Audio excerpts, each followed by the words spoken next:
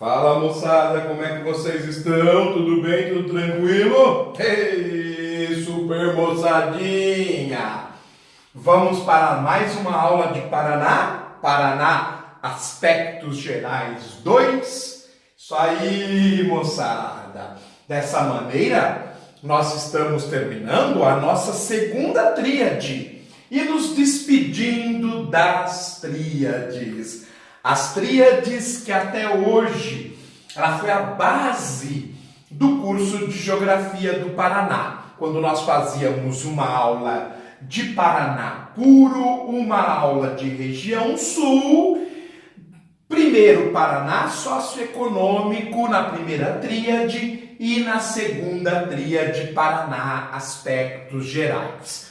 Porém, como na última aula nós terminamos a região sul, foram 7 aulas de região sul, onde nós demos o suporte para a gente entender com mais propriedade o estado do Paraná, o nosso querido Paranazão, e também estas 7 aulas elas serão úteis para nos orientarmos quando nós formos analisar Santa Catarina e Rio Grande do Sul ainda no futuro.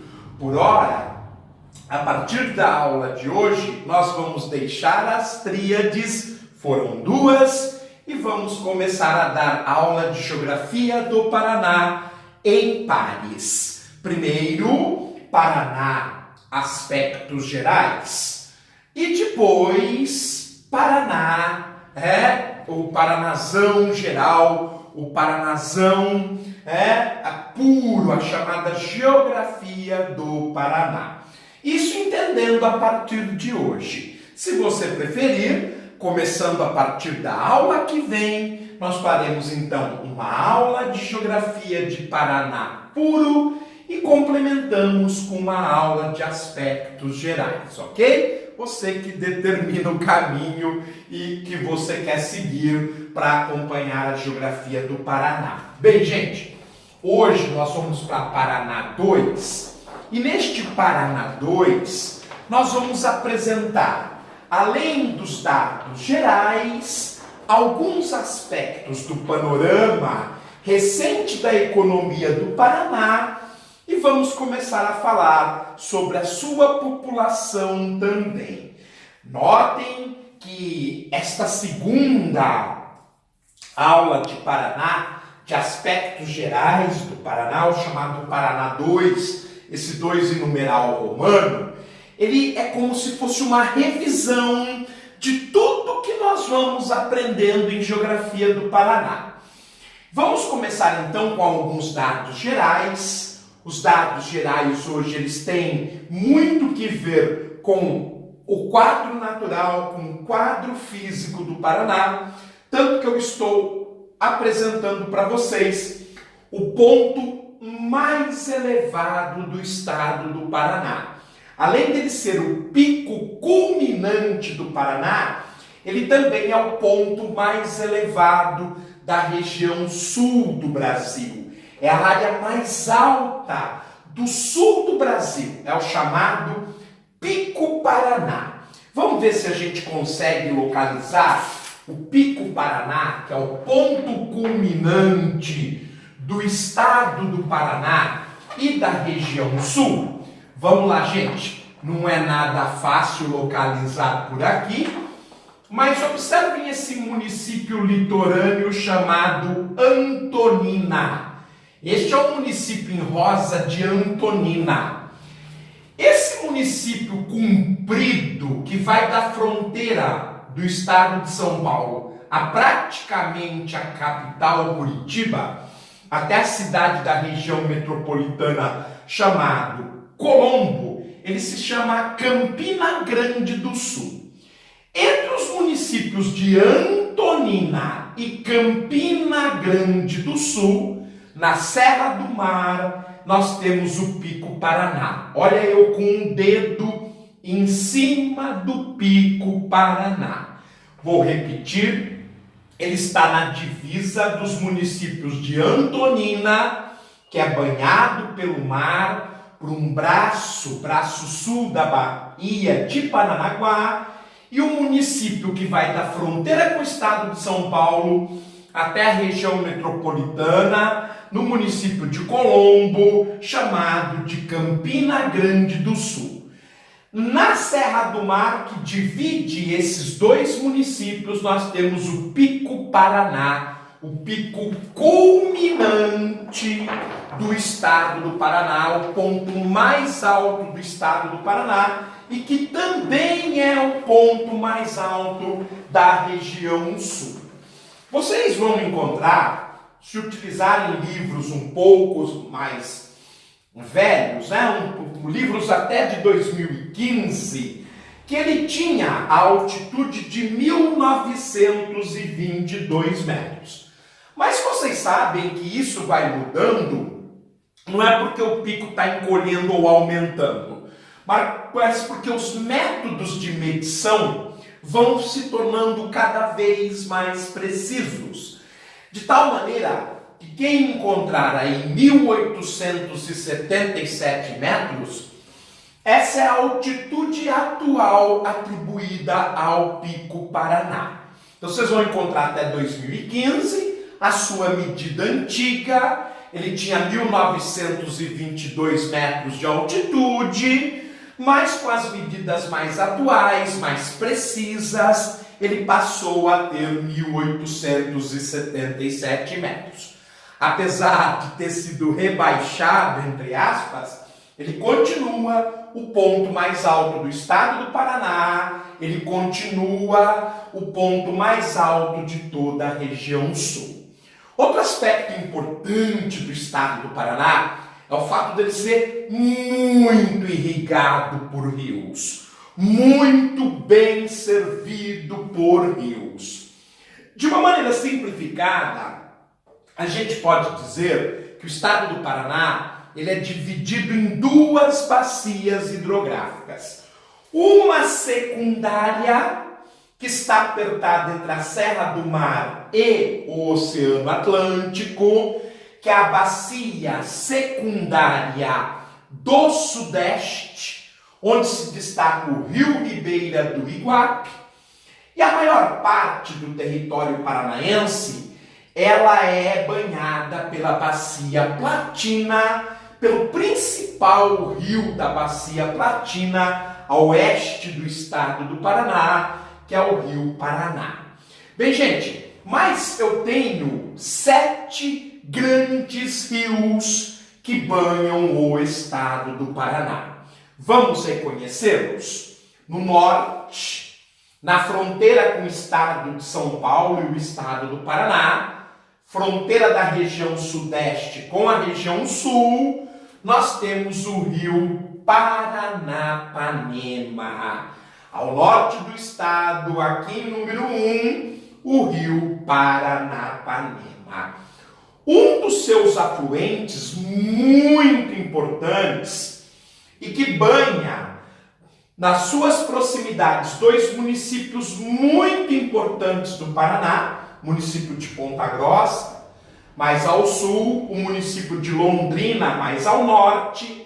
Ele é afluente do Paranapanema, é o rio Tibagi. O rio Tibagi, ele é um importante rio do interior do estado do Paraná, fundamental para a agricultura, para o agronegócio, para a agroindústria e para a entrada dos imigrantes no interior do Paraná. Depois, outro rio extremamente importante e que também é um afluente, outros dizem que ele é um formador, um tributário do rio Paranapanema e que ajuda em parte do seu percurso na fronteira entre o estado do Paraná e o estado de São Paulo, a sudoeste do estado de São Paulo e a nordeste do estado do Paraná, é o rio Itararé. O rio Itararé, que nasce perto de Curitiba e que é um dos formadores, um dos tributários do rio Paranapanema. eles se encontram ali na proximidade de Jacarezinho, no norte pioneiro ou no norte velho do Paraná, do lado do estado do Paraná, e do lado do estado de São Paulo, o município de Ourinhos. Então esse é o trajeto do tributário, do formador do Paraná, Panema, que é o rio Itararé. Gente, o maior rio do estado do Paraná, em volume, em potencial hidráulico, sem dúvida nenhuma, é o rio Paraná. O rio Paraná, que faz a fronteira do estado do Paraná com o Mato Grosso do Sul, sudeste do Mato Grosso do Sul, noroeste do Paraná, também esta região que é conhecida por Norte Novíssimo ou Noroeste Paranaense. Este rio também faz a fronteira do estado do Paraná com o Paraguai, com o país Paraguai. Ok, pessoal? O quinto rio é o principal rio do interior do estado do Paraná. Ele nasce próximo de Guarapuava, mas suas águas, elas são fundamentais para o desenvolvimento da região de Maringá, fundamental para a evolução econômica, sobretudo agropecuária, da região de Maringá. Esse é o rio Ivaí.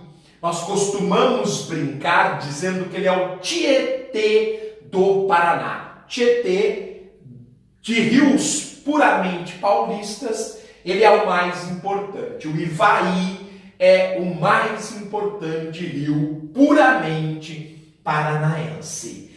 Um pouquinho ao sul do rio Ivaí, nós temos outro rio muito significativo, que é o Piquiri. Também nasce próximo de Guarapuava. A diferença é que o rio Ivaí nasce a leste de Guarapuava e o rio Piquiri nasce a oeste de Guarapuava. Fundamental para a ocupação do oeste do Paraná. Para os municípios de Cascavel foi de suma importância, para Guarapuava igualmente de suma importância. Hoje no seu vale, além da soja, do trigo, do milho, nós temos a fruticultura. E por fim, o rio número 7, imenso, que nasce em Curitiba, faz parte da fronteira de Santa Catarina com o Paraná. Ele é muito aproveitado para a geração de energia, possui várias hidrelétricas, depois ainda faz a fronteira do Paraná com a Argentina. Além de uma fronteira estadual com Santa Catarina, também faz uma fronteira internacional do Paraná-Brasil com a Argentina. E desemboca num dos destaques turísticos do Brasil, de beleza ímpar, que é a Foz do Iguaçu, o rio Iguaçu, que é um dos grandes afluentes do rio Paraná. Ok, pessoal? De tal maneira que a gente conheceu importantes rios do Paraná. Todos esses 7 rios estão ligados à Bacia Platina. Paranapanema, número 1.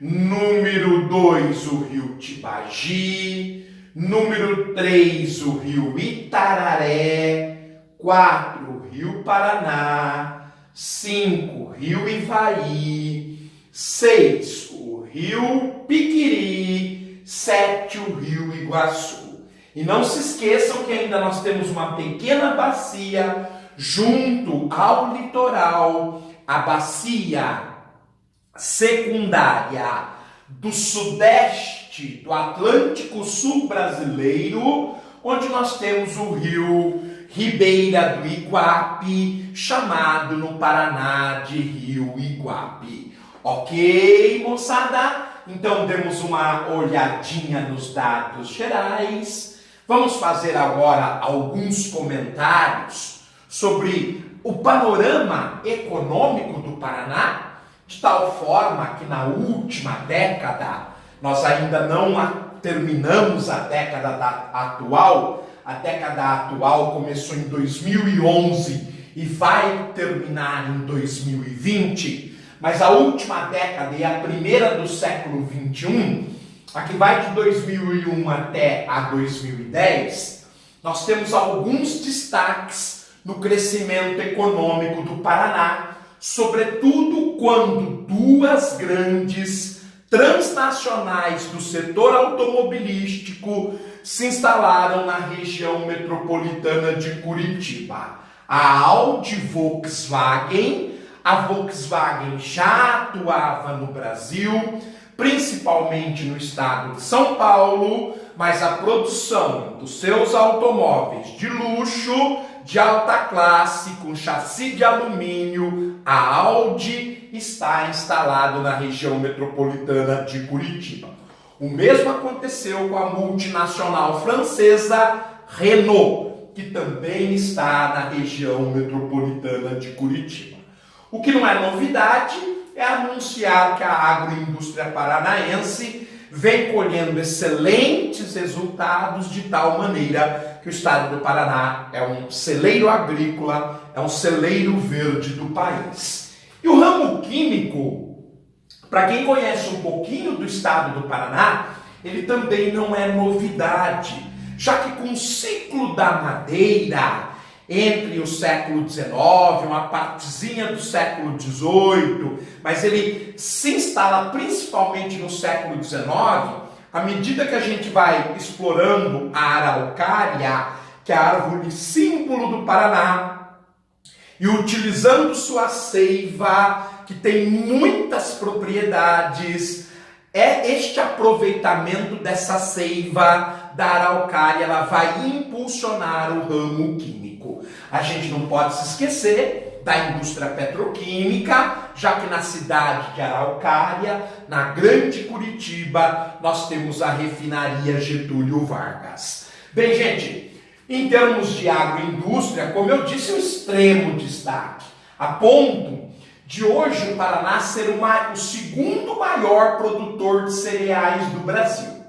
Ele só perde para o estado do Mato Grosso, que teve um impulso na área a partir dos anos 1980, mas ele ainda, apesar de ter perdido o primeiro lugar para o Mato Grosso, é o segundo maior produtor de cereais, de leguminosas, óleos hortifrutigranjeiros e de oleaginosas, como é o caso da soja, do milho, do girassol, que nós utilizamos, entre tantos outros produtos, outras características, nós utilizamos para a produção do óleo de cozinha, o óleo que a gente utiliza para preparar os alimentos. Ele se destaca na liderança do milho, ele é o maior produtor de milho do país. Isso explica, por exemplo, o fato do Paraná, na sua pecuária, ter como destaque a produção de aves. Sim, o Paraná hoje é o maior produtor de produtos advindos da granja. A granja hoje do Paraná é um dos grandes negócios do estado, tanto que ele é o maior produtor de aves do país. Além da carne de frango, que é muito exportado para a China, é o nosso quinto maior produto de exportação. Na balança comercial, o grande comprador é a China. Nós temos também os países da Liga Árabe, são 22 países que estão no norte do continente africano e no Oriente Médio principalmente. Então é mercado certo. O feijão, que é um produto básico da alimentação do brasileiro, não se concebe o brasileiro sem comer feijão praticamente todos os dias. O Paraná é o maior produtor. E recentemente, como a gente já ressaltou neste canal, é a cevada, que é um produto básico que o brasileiro adora também, já que da cevada a gente produz a cerveja. Em segundo lugar, na produção de soja, afinal de contas hoje é o Mato Grosso, grande produtor, mas segundo lugar é uma produção extraordinária. Lembrando, a gente nunca pode se esquecer que a usina hidrelétrica de Itaipu é a maior geradora de energia elétrica do Brasil e do mundo. De tal forma que hoje ela produz cerca de 100 terawatts-hora. Acima da usina das Três Gargantas, no rio Yangtze, na China. Gente, para vocês terem uma ideia, uma lâmpada na sua casa de 100 watts, ela é bem forte, ela ilumina muito bem aí uns 10 metros quadrados. Considerado uma luz forte. Imagine 100 terawatts, 100 trilhões de watts por hora, é isso que dá a produção de energia de Itaipu. Então, sempre uma grande estrela.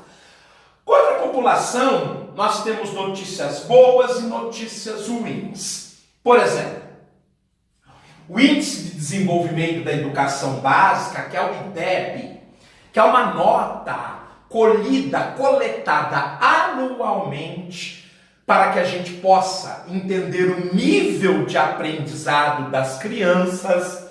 No Paraná, ela teve uma melhora até o 5º ano do ensino fundamental 1, antiga 4ª série.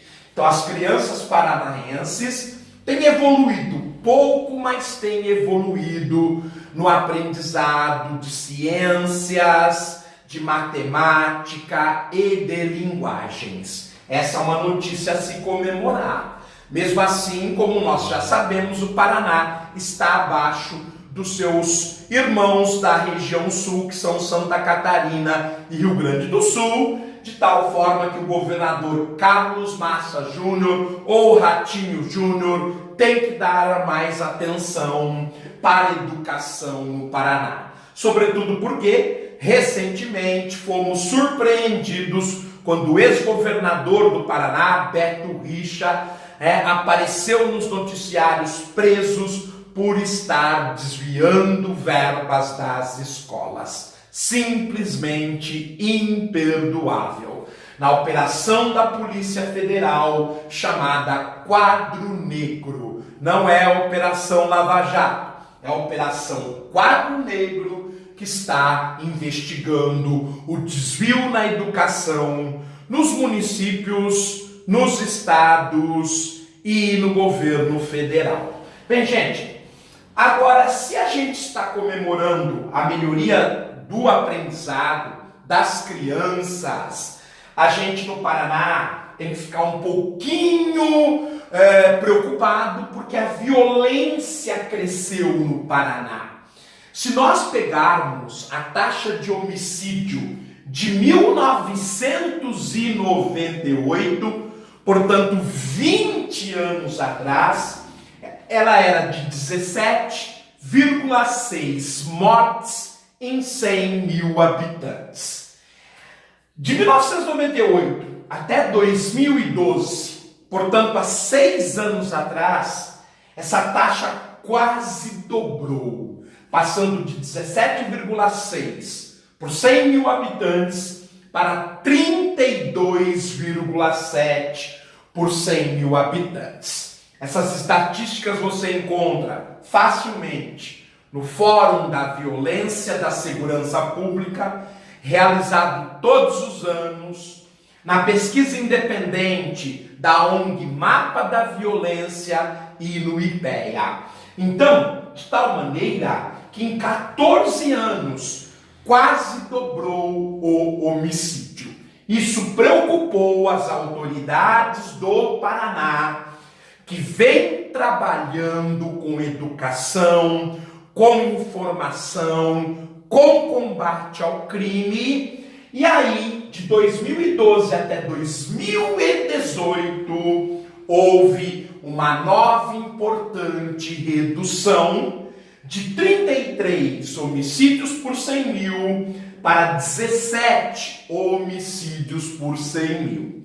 Houve então uma queda muito significativa de quase 50% nos últimos 6 anos, já que nós ainda não temos os dados de 2019, uma vez que o ano praticamente começou. Mas então, houve uma redução. A conscientização, um trabalho de educação, um trabalho de inteligência policial, e isso reduziu os índices. Mas não é motivo para comemoração plena, porque o índice de 2018 é o equivalente ao que foi 20 anos atrás. Conseguimos reduzir, isso é motivo para comemorar, mas não podemos deitar em berço esplêndido, porque o que fizemos foi simplesmente voltar o índice do que era há 20 anos atrás. Então, sem comemoração completa. Desta forma, nesta segunda aula de Paraná, aspectos gerais, nós ficamos por aqui, passeamos um pouquinho pelo Paraná, no quadro humano, no quadro econômico e no quadro natural. Fiquem bem, até a próxima. Continuem acompanhando, assistindo e prestigiando Geografia do Paraná. Tudo de bom, gente? Vamos continuar estudando, porque o Brasil não para e a concorrência é grande.